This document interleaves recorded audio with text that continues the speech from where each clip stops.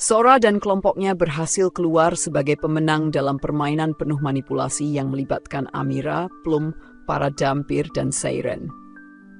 Permainan dimulai dengan Amira dan Plum memanfaatkan kondisi di bawah laut untuk menciptakan tekanan yang membuat peserta sulit berpikir jernih, bahkan menahan napas dalam waktu lama. Namun, strategi mereka gagal ketika Sora dengan kecerdasannya yang luar biasa menemukan celah aturan permainan, yaitu bahwa tidak ada larangan untuk keluar dari permainan sebelum salah satu pihak dinyatakan kalah. Dengan santai, Sora mengumumkan kemenangan mereka memanfaatkan kebingungan lawan untuk memegang kendali situasi. Miko, yang menahan tekanan luar biasa di bawah laut, menunjukkan betapa tangguhnya dia sebagai werebeast terkuat. Meskipun tubuhnya hampir runtuh karena tekanan air 25 kali lipat dari biasanya, dia tetap bertahan dan memainkan peran penting dalam keberhasilan kelompok Sora. Dengan kemampuan indera tajamnya, Miko membantu mendeteksi detak jantung Empress, membongkar kebohongan Plum yang sebelumnya mengklaim bahwa mantra cintanya berhasil. Sora kemudian mengungkap bahwa mantra tersebut sebenarnya tidak pernah bekerja, dan semua tindakan Plum hanyalah kebohongan untuk menciptakan ilusi keberhasilan. Amira dan Plum, yang awalnya tampak percaya diri, mulai kehilangan kendali ketika Sora membeberkan rencana licik mereka. Mereka berusaha menggunakan kelompok Sora sebagai alat atau makanan untuk mencapai tujuan mereka, namun gagal total. Sora dengan tegas memperingatkan mereka bahwa tindakan meremehkan kelompoknya akan membawa konsekuensi besar. Sementara itu, Jibril yang selalu setia menegaskan kemenangan Sora dengan sikap penuh hormat, mengakui kejeniusan strategi tuannya. Dalam dialog yang penuh sindiran, Sora menegaskan bahwa dia sudah menyadari kebohongan lawan sejak awal. Dia juga menunjukkan bahwa meskipun permainan berlangsung di bawah laut, di mana seharusnya indera werebeast dapat dibatasi, Miko tetap mampu melacak semua gerakan lawan. Hal ini semakin mempermalukan Amira dan Plum, yang tidak pernah mengira bahwa strategi mereka akan dipatahkan dengan begitu mudah. Bahkan ketika Plum mencoba meminta penjelasan atau pembelaan, Sora hanya memberikan senyuman sinis, mempermalukannya lebih jauh. Pada akhirnya Sora, Shiro, Miko, Jibril, dan yang lainnya memutuskan untuk meninggalkan tempat itu. Dengan bantuan sihir teleportasi Jibril, mereka kembali ke pantai, meninggalkan Amira dan Plum dalam kekalahan telak. Sebelum pergi, Sora memberikan peringatan keras kepada Amira dan Seiren untuk tidak pernah lagi meremehkan mereka. Dia menegaskan bahwa harga untuk merendahkan kelompoknya sangatlah besar, memberikan kesan bahwa ada hukuman yang lebih berat menanti jika mereka mencoba bermain-main lagi. Cerita ini menggambarkan bagaimana kecerdasan, kerjasama, dan keberanian Sora serta kelompoknya berhasil memutarbalikkan situasi. Dengan memanfaatkan kelemahan lawan dan mengandalkan kekuatan masing-masing anggota, mereka menunjukkan bahwa tidak ada tipu daya atau manipulasi yang mampu mengalahkan strategi yang matang dan kejeniusan mereka. Amira dan Plum, yang semula tampak mendominasi, berakhir dalam kekalahan yang memalukan, membuktikan bahwa Sora adalah lawan yang tidak bisa diremehkan. Setelah kembali ke tepi pantai yang diterangi cahaya api unggun, Sora dan kelompoknya mulai bersantai. Mereka memanggang ikan tropis bernama Lelith yang terbawa bersama air laut saat mereka diteleportasi dari Oceando oleh Jibril. Dalam suasana yang tampak tenang, suara deburan ombak dan nyala api unggun menambah kehangatan malam itu. Sambil menikmati ikan panggang, Sora dan Shiro berbincang santai, diselingi candaan tentang makanan favorit Miko. Namun, suasana santai ini tidak berlangsung lama ketika Steph yang masih bingung mempertanyakan apa yang sebenarnya terjadi di Oceando. Di sisi lain, Plum yang merasa terpojok hanya bisa terdiam, sementara Izuna menunduk tanpa berkata apa-apa. Sora kemudian memulai pembicaraan serius, mengungkapkan bahwa sejak awal cerita Plum penuh dengan kejanggalan. Ia menuduh Plum mencoba menipu mereka dengan cerita tentang sihir yang mampu membangkitkan Empress. Dengan nada tajam, Sora menegaskan bahwa cerita Plum dari awal tidak sepenuhnya jujur. Dengan bantuan Shiro yang mampu mengingat percakapan mereka dengan akurasi luar biasa, Sora menunjukkan bahwa Plum tidak pernah berbohong secara langsung, tetapi juga tidak memberikan kebenaran penuh. Shiro bahkan memutar ulang kata-kata Plum dengan tepat, yang membuktikan bahwa sihir untuk membangkitkan Empress memang ada, tetapi tujuan dibaliknya jauh lebih kompleks. Sora kemudian menguraikan inti masalahnya. Ia menjelaskan bahwa permainan yang mereka ikuti adalah skema dua lapis seperti pacuan kuda. Dalam permainan ini, mereka tidak hanya dipaksa untuk bertaruh, tetapi juga menjadi bagian dari balapan itu sendiri. Di satu sisi, mereka dijadikan penjudi yang mempertaruhkan segalanya untuk membangkitkan Empress. Di sisi lain, mereka juga diperlakukan sebagai kuda balap yang berlomba memenangkan cinta Empress. Kombinasi peran yang tidak masuk akal inilah yang membuat segalanya terasa janggal. Dengan menganalogikan situasi mereka sebagai pacuan kuda, Sora menyimpulkan mereka telah dijebak untuk bermain dalam permainan yang sudah diatur sejak awal oleh Plum dan Amira.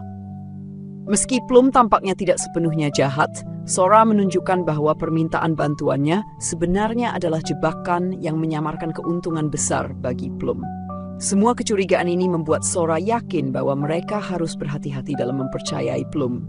Suasana pantai yang awalnya penuh kehangatan berubah menjadi lebih tegang ketika Sora mengakhiri penjelasannya dengan nada sinis, menegaskan bahwa mereka telah digunakan sebagai alat untuk tujuan Plum.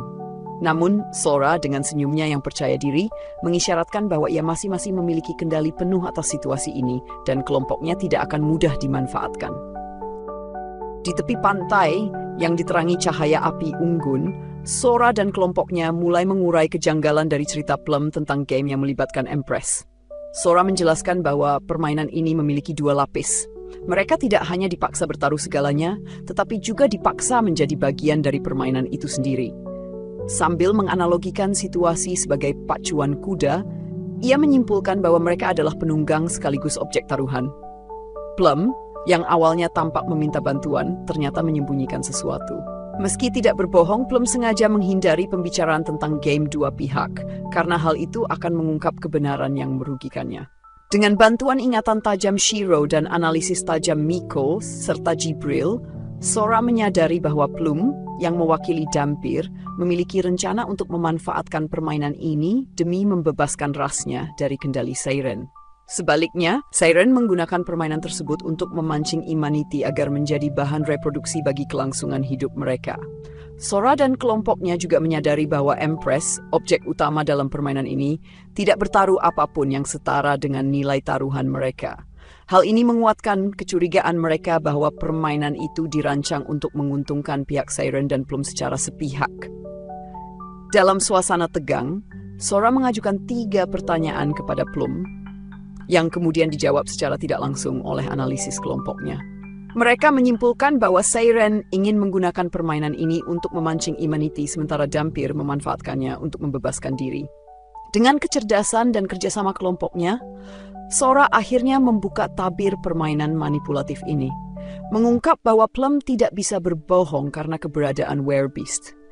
Di bawah sinar rembulan dan nyala api unggun, kelompok itu mulai berdiskusi tentang langkah selanjutnya. Dengan Sora yang tersenyum penuh percaya diri, menandakan bahwa permainan sebenarnya baru sayu. Di bawah sinar bulan, Sora mengungkap rencana rumit yang membongkar seluruh strategi Plum dan Amira. Ia menjelaskan bahwa taruhan dalam permainan sebenarnya adalah segala yang dimiliki Empress, termasuk kedaulatan Seiren. Plum awalnya merancang skenario di mana Dampir mendapatkan kebebasan tanpa peduli hasil permainan, memanfaatkan kelemahan Seiren untuk menipu mereka. Namun, Sora sudah memahami semua itu bahkan sebelum tiba di pantai dan menggunakan berbagai persiapan, termasuk menguji Blood Devastation dan perlindungan sihir untuk memastikan kelompoknya tidak terkena manipulasi Plum. Dalam pembongkaran strateginya, Sora mengungkap bahwa syarat membangkitkan Empress bukanlah cinta, melainkan sesuatu yang tidak akan diberikan Amira, karena itu akan menghancurkan Seiren. Strategi Plum untuk menguasai permainan runtuh, karena Seiren sudah menyadari pengkhianatannya sejak awal dan menipunya balik. Sora menekankan bahwa kelemahan sejati bukanlah melawan pihak kuat, tetapi melawan mereka yang lebih lemah, dan mengejek Plum karena gagal memahami hal ini. Dengan senyuman iblis, ia menyimpulkan bahwa meskipun mereka tidak memenangkan permainan, mereka sudah memastikan kemenangan melalui manipulasi situasi yang membuat dua ras, Seiren dan Dhampir, terjebak dalam posisi kalah. Strategi Plum, meski hebat untuk pihak lemah, dianggapnya sebagai langkah pemula karena Immunity berhasil menguasai permainan tanpa perlu bertarung. Setelah ketegangan yang melanda, Sora yang tampak gelisah tiba-tiba mengalihkan perhatian dengan pertanyaan tentang toilet, meruntuhkan suasana serius yang sempat membebani semua orang. Sora dengan ekspresi putus asa mempertanyakan di mana toilet berada, sementara Shiro yang duduk di pangkuannya tampak risih. Mereka pun segera berlari menuju toilet, meninggalkan kelompok lain di pantai. Suasana menjadi lebih ringan meskipun sebelumnya penuh ketegangan. Miko yang tampak lebih tenang, dengan dingin mengungkapkan bahwa mereka tidak perlu mengambil tindakan lebih jauh terhadap Ino, karena ia telah dipersiapkan untuk menjadi pengorbanan dalam strategi besar mereka yang akan menyatukan dua ras. Hal ini membuat Steph terkejut, karena ia mengetahui betapa pentingnya Ino bagi Federasi Elchea dan Federasi Timur. Bagi Steph, Ino bukan hanya sekadar sekutu, melainkan seseorang yang memiliki bakat luar biasa dan telah berjuang bersamanya untuk membangun kembali federasi tersebut. Namun, Miko menegaskan bahwa untuk mencapai tujuan mereka, Ino harus dipersiapkan untuk dikorbankan demi keuntungan mereka. Steph merasa sangat kecewa dan marah, tidak dapat menerima kenyataan bahwa seseorang yang sangat berharga bagi mereka harus menjadi korban dalam permainan ini. Di tengah kebingungannya, Izuna muncul, tampak duduk jauh dari mereka, namun suasana hatinya jelas terasa. Izuna yang sebelumnya sudah mengetahui nasib kakeknya, terlihat berusaha menahan perasaan meskipun jelas bahwa ia sedang berjuang dengan emosinya. Dalam kesendirian, Izuna mengungkapkan bahwa meskipun ia tidak ingin kehilangan kakeknya, ia siap untuk menerima kenyataan demi menyelamatkan orang lain.